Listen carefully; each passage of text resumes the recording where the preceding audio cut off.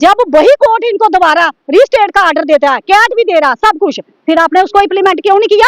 आप बोलते हैं जहाँ पे इम्प्लीमेंट नहीं होता, जहाँ पे आज तक हुआ क्या इम्प्लीमेंट, जहाँ पे क्या हुआ इम्प्लीमेंट? आप बताओ आज क्या हालात है हमारी स्टेट के मुलाजमों के। इन्होंने निकाला है मुलाजमों को, लगाया नहीं इस सरकार ने। 2014 के बाद हमने नहीं देखा इधर कोई लगा, निकालने का जोर किया इस सरकार ने। चाहे वो बिन मतलब के, वो भी कोई रीजन होगा तो उसको आप निकालो, हमें कोई इतराज नहीं। जब बिन मतलब के जो लोग ड्यूटी कर रहे हैं आप उनको विदाउट नोटिस के निकाल रहे हो, वो कौन से एक्ट में लिखा गया है? जब आप बोलते हैं कोर्ट में तरीक अटेंड नहीं की है, एक विधान एक निशान एक संविधान की बात करते हो आप। कहाँ पे आपका एक विधान एक निशान एक संविधान? अभी देख लिया जब लड़ाई का युद्ध आया तो यही होमगार्ड वाले आपने मॉक ड्रिल के लिए बुलाए, आपने ड्यूटियों के लिए बुलाए, आपने डिजास्टर के लिए बुलाए। वो जो डोमोसिल वाले थे वो तो सारे भाग गए, वो स्टेट सब्जेक्ट वाले ही इधर रहे थे टिके हुए। डोमोसिल वालों के लिए तो आपने स्पेशल ट्रेनें भी लगाई थी भगाने के लिए। इसीलिए हम सरकार से कहते हैं कि हमारी होमगार्ड इतनी कमजोर नहीं है, वो बॉर्डरों पे लड़ने के लिए इतना उनके कदमों में दम है, वो बहुत ट्रेनर लोग हैं। तो आप जहाँ पे भेजो वो जीत के आएंगे, वो हार के नहीं आएंगे। इसीलिए सरकार से हमें अब हमारे नए एडीजी साहब आए हैं, हमें उनसे बहुत सी उम्मीदें हैं, हम उनका मोस्ट वेलकम कहते हैं। सर भी अभी हम उनको मिलेंगे और इसके लिए हम ये भी चाहते हैं कि आप बोलते कोर्ट में, अगर कोर्ट में इतना केस लगा था तो सरकार तरीक पे तरीक क्यों देती थी? अब सरकार बोल रही है हमें नई भर्ती करनी है, हम बोलते हैं सरकार को करो नई भर्ती, हमें कोई एतराज नहीं है। हम चाहते भी है कि इतना जो बेरोजगार है आप करो, लेकिन जो लोग लगे हुए थे जो बिना नोटिस के आपने निकाले, उनके लिए हम डीजी साहब से भी मिलेंगे, होम सेक्रेटरी सर से भी मिलेंगे, चाहे एलजी सर है उनसे भी मिलेंगे, वो लिस्ट देंगे, आप इनको करो, बाकी आप निकालो जितने कोर्ट के केस है वो मैं अपने केस वापस लेती हूँ। मैं आज ही मीडिया के थ्रू भी बोल दूंगी, जो उन्होंने मेरे नाम पे स्टे या कुछ है वो मैं सारे वापस लेने के लिए तैयार हूँ।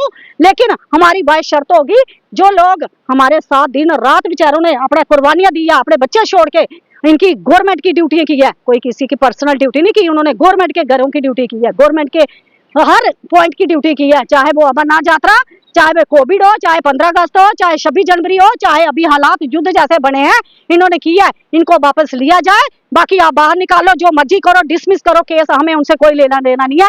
बाकी जो लोगों ने ईमानदारी से ड्यूटी की है, जैसे कुछ स्टेटों में अभी पेंशन का बन रहा है वो भी होगा, और जो सरकार ने इनको बोला कि बॉर्डर बटालियन के लिए वो भी बनाए, और जो डिजर्व करते हैं उन लोगों को लो, आप एक सीनियरिटी लेवल पे बनाइए, उनकी वेरिफिकेशन करिए तो वो आप लीजिए। उसके बावजूद अगर ये सरकार अभी भी हम मिलके इसके बाद पार्लियामेंट सेशन लगना 21 जुलाई को, तो हम दिल्ली पार्लियामेंट में धरना भी देंगे अगर हमारी सरकार ने इन लोगों को इतने दिन के अंदर वापस नहीं लाया गया। क्योंकि हम उन सांसदों को, हमारे सांसद तो उधर बोलते नहीं, बाकी स्टेटों को फिर भी बोलते हैं कि आपकी क्या वैल्यू है उधर, आप क्या लेटर लिखती है एमएचए, एक पावर है एमएचए मिनिस्ट्री होम अफेयर्स की, आप इनको करो, लेकिन जहां वो लेटर इंप्लीमेंट तो फिर उस एमएचए की क्या पावर है? जहां पे इनकी पावर है तो फिर आपके लेटर की क्या पावर है? हम यही पूछना चाहते हैं। जब उन्होंने भी अप्रूवल दिया, हाई कोर्ट ने भी अप्रूवल दिया, कैट ने भी दिया, सुप्रीम कोर्ट ने भी, आपने आज तक क्यों लटकाया गया है? तो ये अब क्रांति लाएंगे हम, ये नहीं है कि हम बुजदिल हैं, हम क्रांति लाने वाले भी है। अगर मैं यही कहना चाहती हूँ कि अगर मुझे कहीं अपना खून भी देना पड़ेगा वो मैं देने के लिए तैयार हूँ। ईमानदारी से लड़ते हैं हम, अपना हक लेना हमारा फंडामेंटल राइट्स है।